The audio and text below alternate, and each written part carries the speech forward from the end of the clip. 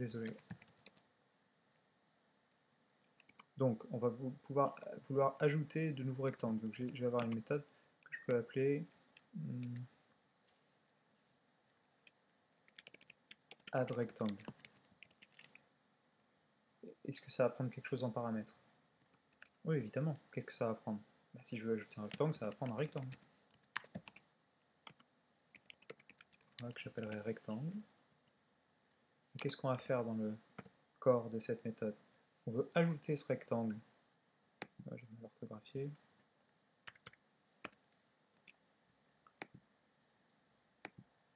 On veut ajouter ce rectangle qui a été passé en paramètre de l'opération add rectangle à la liste de nos rectangles.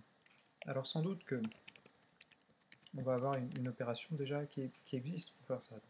Il faut que j'envoie un message à ma liste pour lui dire ajoute-moi ce rectangle. Alors est-ce qu'elle comprend un message de ce type? Là je mets point pour lui envoyer le message et je vois tout de suite. J'ai le message add qui sert à ajouter un élément à la liste. Donc c'est exactement ce que je veux. Qu'est-ce que je veux ajouter comme élément? Effectivement, je vais ajouter le rectangle. Voilà, c'est tout.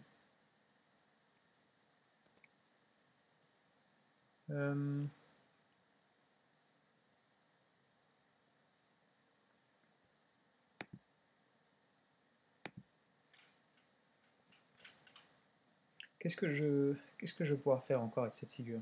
Là, je peux lui ajouter un rectangle, c'est très bien. L'autre chose évidente, c'est qu'il va falloir la dessiner, cette figure. C'est-à-dire qu'il va falloir demander à chaque rectangle de se dessiner. C'est toujours comme ça en programmation orientée objet. On demande aux autres de faire des choses pour nous. Là, on est une figure, on possède une liste de rectangles. Quand on va vouloir se dessiner, on va demander à chacun de nos rectangles de se dessiner.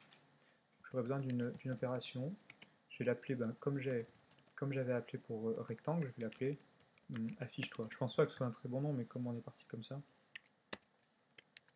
Je sais que ce genre de méthode, elles auront besoin d'avoir en paramètre un objet graphique. On a déjà vu ça tout à l'heure. Et maintenant, il va falloir que je dise à chaque rectangle, qu'est-ce qu'il va falloir que je dise à chaque rectangle de la liste? Il va falloir que je demande de s'afficher. Comment je peux accéder à chaque rectangle de la liste?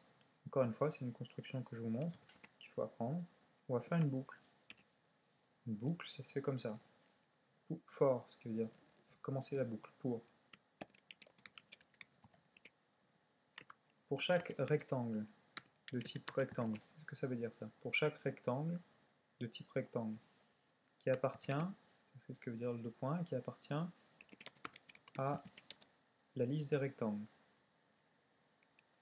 Qu'est-ce que je veux faire? Eh bien, je vais envoyer à ce rectangle le message affiche-toi. Et c'est tout. C'est uniquement ça. Bon là j'ai un soulignement en rouge parce qu'il ne sait pas où trouver la classe graphics. Voilà.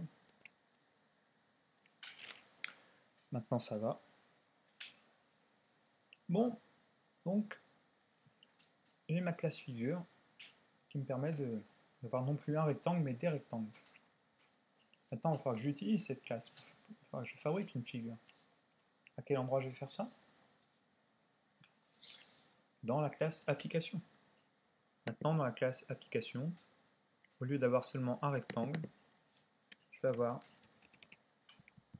une figure composée de plein de rectangles. D'accord? Donc il faut que je change ce que je faisais dans la classe init. Et je vais plus mettre simplement, je vais plus avoir un rectangle, mais je vais ajouter des rectangles à ma figure. Comment je fais?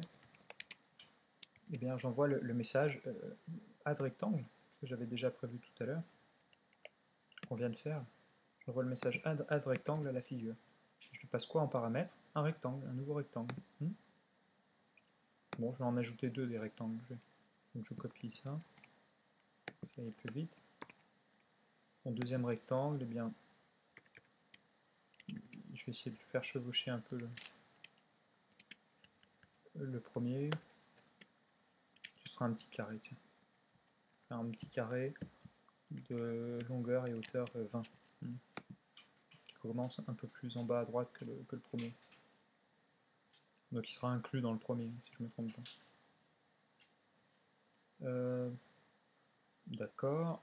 Qu'est-ce qu'il me reste à faire? Eh bien, il me reste à faire que dans l'opération Paint, qui est appelée par une applet quand elle veut se dessiner à l'écran, maintenant, j'ai plus faire rect.affiche-toi, mais je vais demander à la figure de s'afficher. Et la figure demandera, elle, à chacun de ces rectangles, de s'afficher. D'accord? Bon. Eh bien, c'est tout. Hein. C'est à peu près tout. Alors, qu'est-ce que je peux faire maintenant? Je peux compiler mon programme. Voir s'il n'y a pas d'erreur. OK. Et puis, je peux le tester. Pour vous montrer que ça marche avec n'importe quel navigateur, je vais l'ouvrir avec Firefox. Je prends peut-être un petit risque là, on va voir. Allez.